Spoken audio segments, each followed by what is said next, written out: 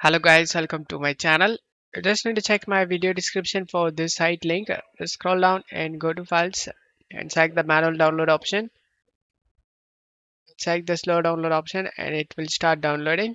If you are new to this site, then you will be redirected to login page. You just need to log into this site guys. If you doesn't have an account, then select the register option and create a new account.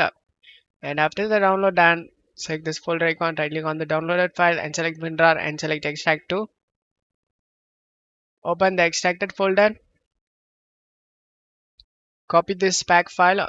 Before copying that, open the readme. As you can see, you can able to see the file path. If you don't know the file path, then you just need to navigate to this path guys. Copy this pack file and then open up new file explorer tab and navigate to the game folder. After you are in the game folder, you just need to open the midnight folder, content folder, packs folder, and paste the file we copied. And then just to close tab here and launch the game and enjoy the mod guys. Don't forget to leave a like guys. Thank you.